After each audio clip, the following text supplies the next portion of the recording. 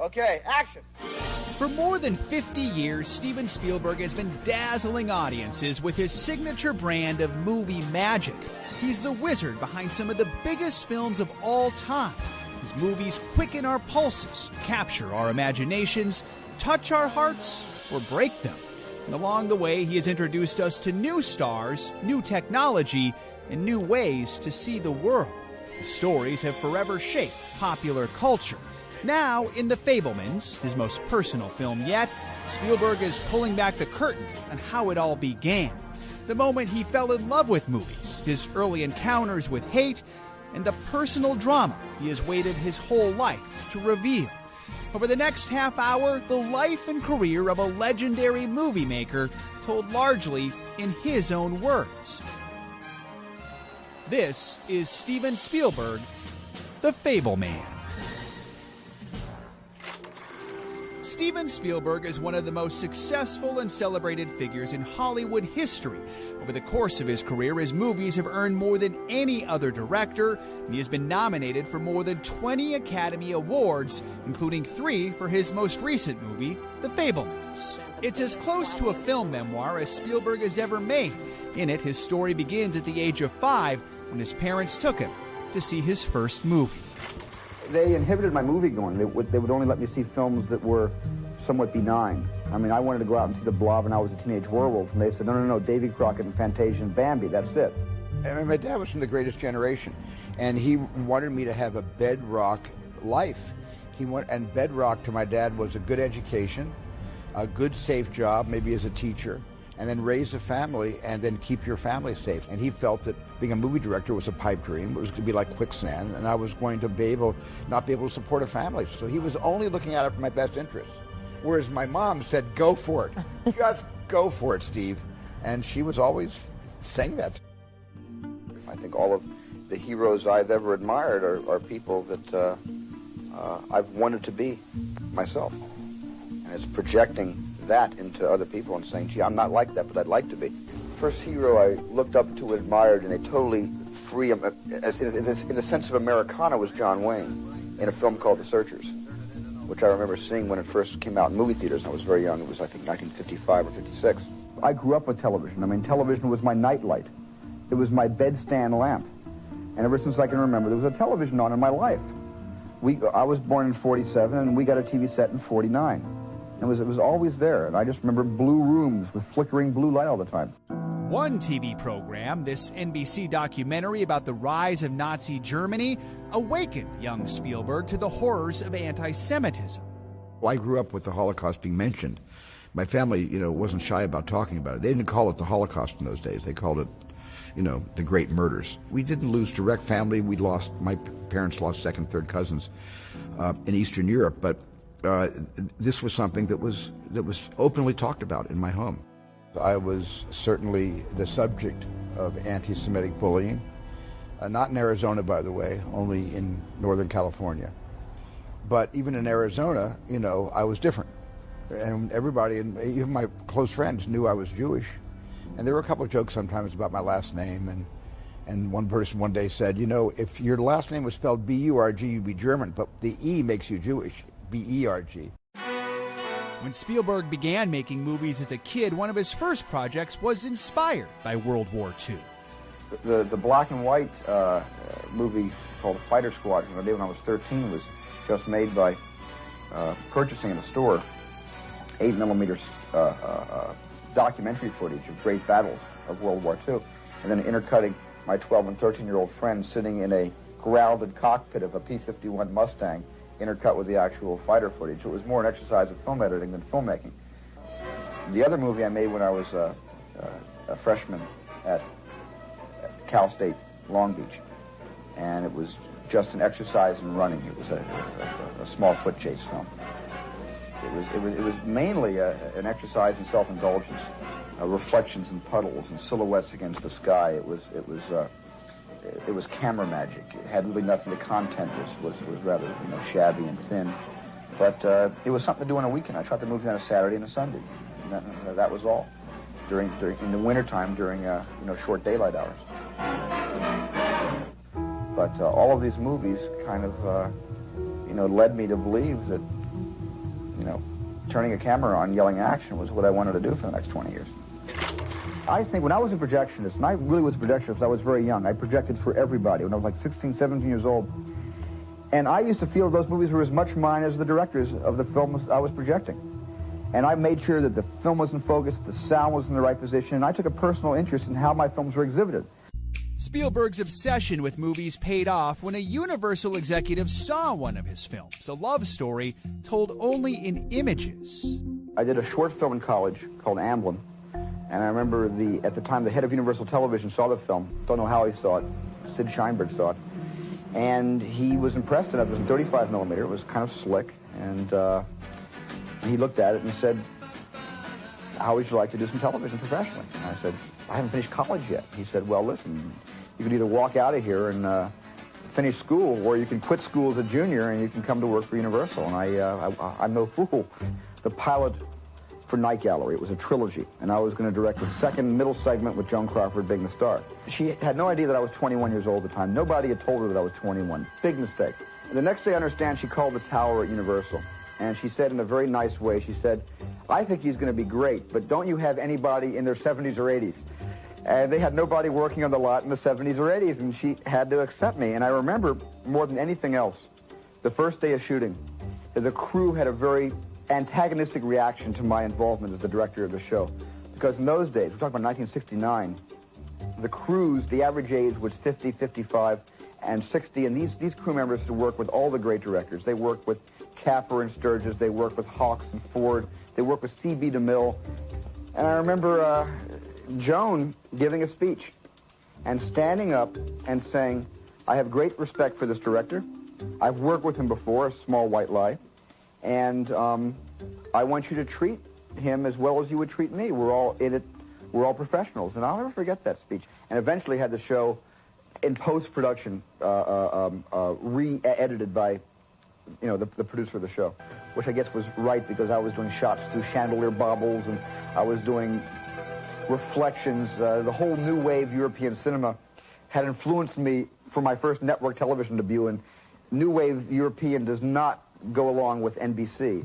His early television work gave way to features. His first, The Sugarland Express with Goldie Hawn. But it was his next movie which took the world by storm, Jaws. Check out this footage of an audience in 1975 watching the thriller.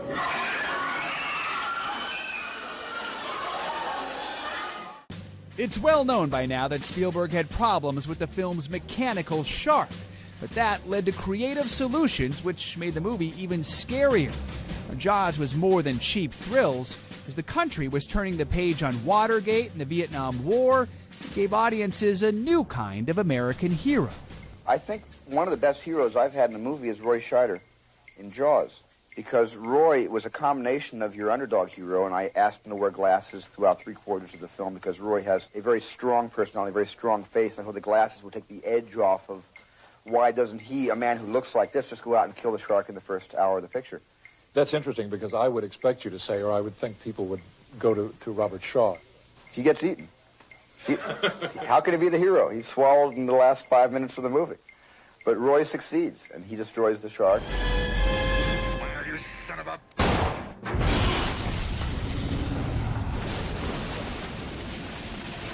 And he saves the town. And in that sense, he's just like all the serial heroes who have the white hats and ride the white stallions. Jaws was a phenomenon and popularized the summer blockbuster. Hollywood would never be the same. It just took me a lot of years to suddenly realize that what I really wanted to do was a movie about benevolent space, not a movie about hostile visitors. I'm frustrated because I'd never really seen something that I couldn't explain. And maybe out of this frustration, out of a belief that there is life in the universe, I wanted to make a picture about the UFO phenomenon. Growing up in the 50s and 60s, it's unavoidable that it was just a part of living and growing up. And I used to camp a lot with my folks under the stars. And I've been a stargazer ever since I was maybe 7 years old. Close Encounters of the Third Kind earned Spielberg his first Oscar nomination for Best Director. I like doing things I haven't done before, rather than determine that I'm going to develop a style with a body of work, very similar movies that I do very well, because I could go on making Jaws all my life. I could make it with different creatures and probably make it with different themes, but I could do that very well, and I don't want it to be locked into the same identity trap.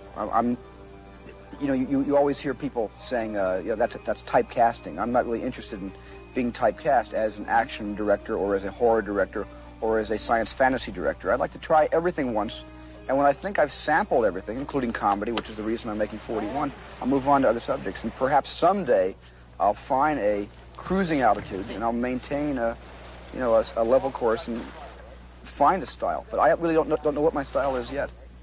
He didn't want to be typecast, yet by the 1980s, Spielberg was king of the blockbuster, a status cemented with Raiders of the Lost Ark.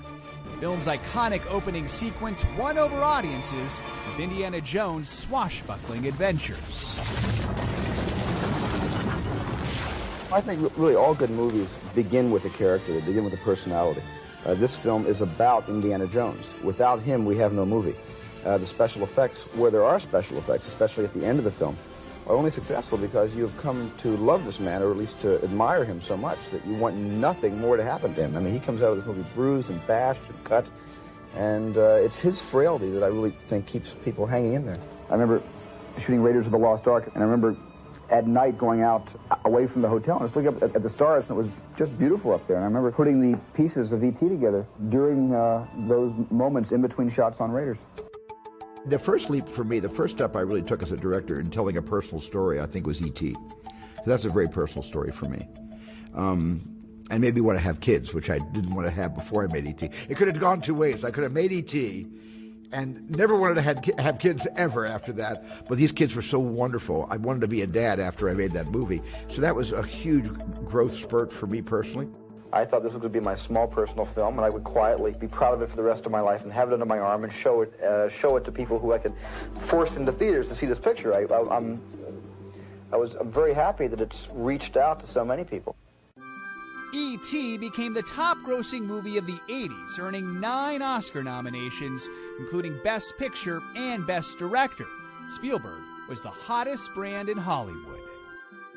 I was never in it for the money. I guess there's a standard, I guess be a little cynical, to say that sort of the pure American assumption, if you have money, you should quit working because isn't that the end, isn't that the means and the end all wrapped into one? And I've always felt that and believed in my heart, or I wouldn't be still making movies, that movie making is what it's all about. This is what, keeps me active and functioning as a person. It's just I love making pictures so much. For all his success, Spielberg had failed to receive Hollywood's highest honor, an Oscar for Best Director. That would change with back-to-back masterpieces. Up next, Spielberg gets serious.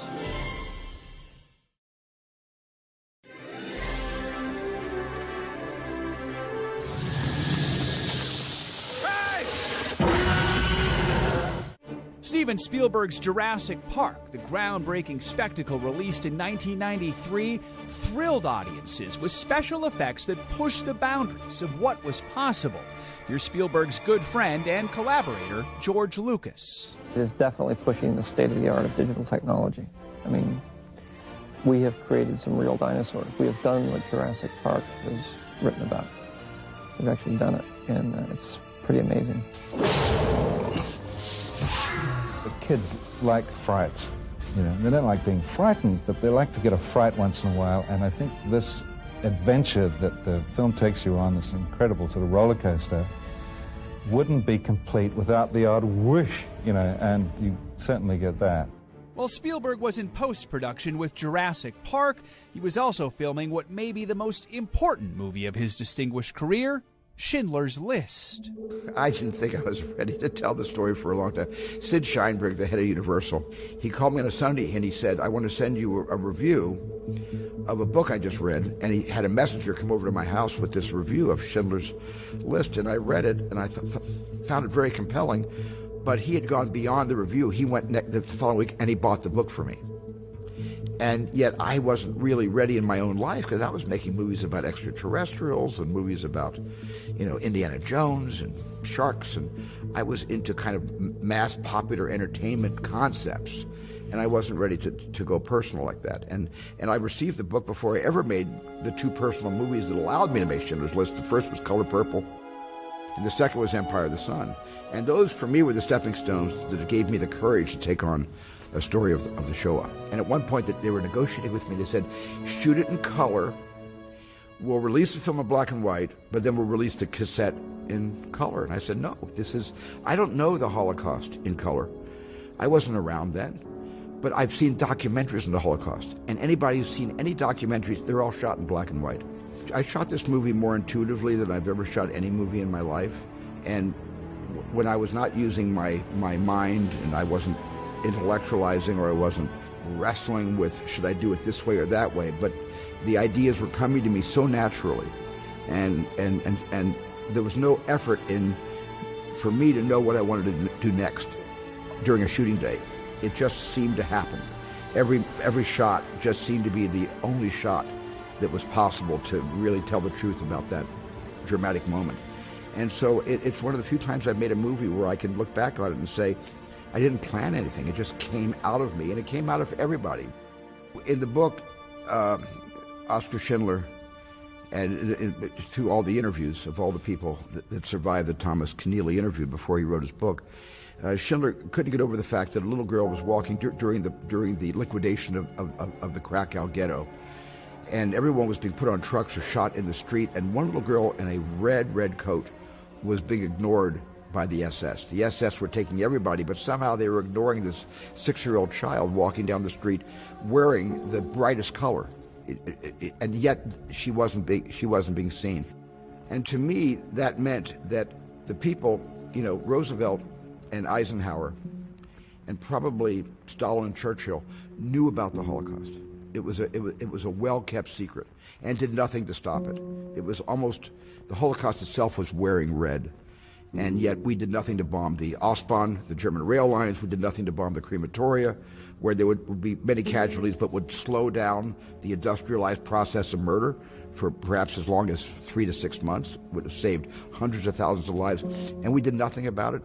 And for me, it was like a glaring red flag that anybody, if they were really watching, could have seen. But I had never heard a survivor say to me, your film was worse than what we went through. Everybody said, your film people are now talking about, they're not forgetting our stories, and we must never forget that the Holocaust happened, and that's why we're happy you made the picture. But your film doesn't compare to what my experience was. This is the most important experience I had being a film director and a storyteller, because I don't think I'll ever do anything as as important to my life as the way this film personally affected me and my family and Kate, my wife, and my kids, who were very young and in Krakow when we made the movie. And so this, for me, is something that I will always be proudest of. Schindler's List won 7 Academy Awards, including Spielberg's first for Best Director. 5 years later, in Saving Private Ryan, he revisited the Second World War from the perspective of the greatest generation. I knew very little about some of the more specific incidents of World War II. I've been a World War II fan and a buff of the movies they made in the 40s and the 50s, but I never before considered seriously making a serious story about World War II. What I was trying to show was something that the war film really hasn't dared to show. And I think, in a sense, we live in a time where people have been desensitized so much to violence, and a kind of mindless violence, which, by the way, I've been responsible for in a lot of my Indiana Jones films as well. Slow-motion fireballs, people getting shot and falling in slow motion, and all that kind of balletic construction of a violent sequence. But that's not what war is like. War is immediate, it's chaotic, it's abrupt, and it's without mercy. I wanted to recreate the Omaha Beach landings the way the veterans experienced it, not the way Hollywood producers and directors have imagined it. Saving Private Ryan earned Spielberg his second Oscar for Best Director. The films that followed redefined what a Spielberg movie could be. There were dark blockbusters, historical political drama, and escapist fare. With 6 decades of success under his belt, Spielberg decided to take audiences where they had never been before, into his past. And cut. Up next, Steven Spielberg discusses his most personal film yet.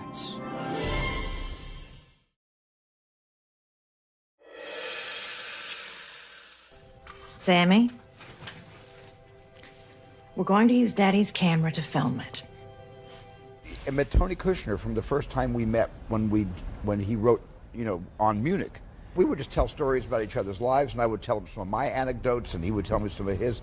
But when I was telling him my stories, Tony, way back then, said, you ought to put all these thoughts together and write a book or something, and do a memoir. And then later on, around West Side Story, Tony said, you know something, I think this isn't a memoir, I think this is a film. And he was the one that really encouraged me to sit down with him and start to really recount some of these scenes out of my childhood. And that's how it all sort of began. One more thing, Dolly. Let's not tell your father. I felt like he was telling me this story that kind of felt like a little bit like the Steven Spielberg origin story. It's Steven being so frank, so unguarded about his family and his life as a youngster and the difficulties he had and the successes he had. I've been living with the story my whole life, so this is something. I'm a very private person. I would never ordinarily take anything like this public. You think whatever bad things you want about me, kiddo, but you stop making movies, it'll break your mother's heart. The Fabelmans is about the power of film to expose the truth.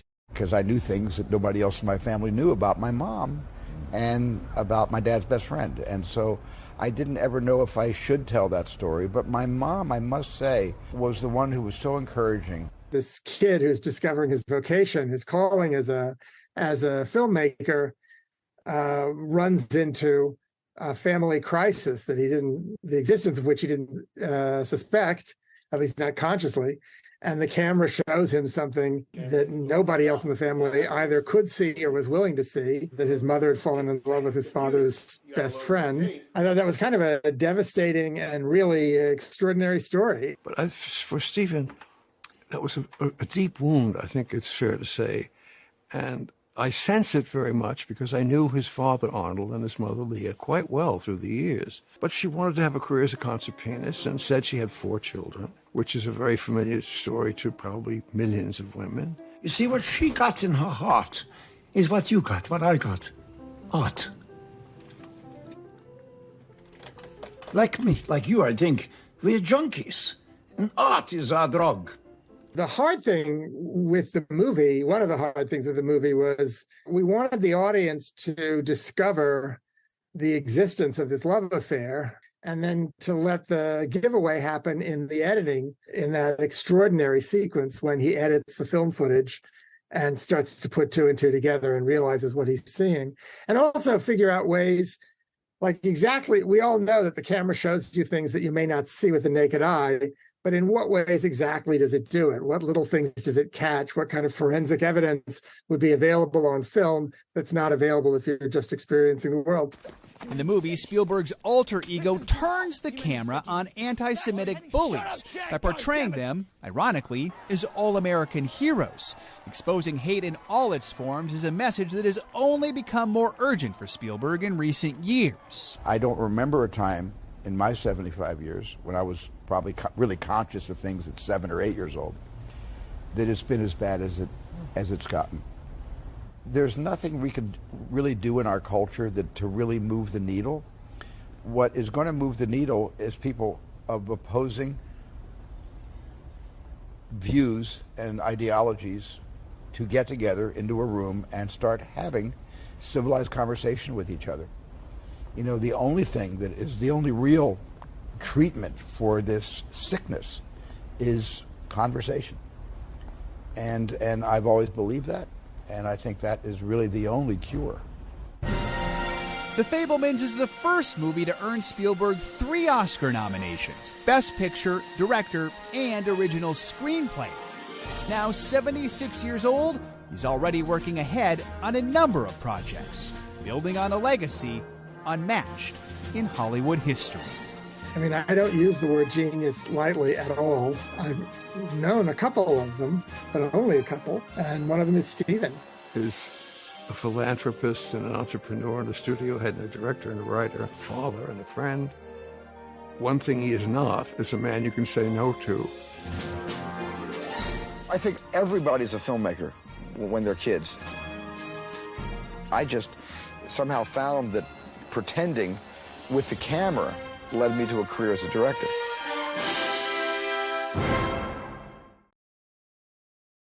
Thanks for watching our YouTube channel. Follow today's top stories and breaking news by downloading the NBC News app.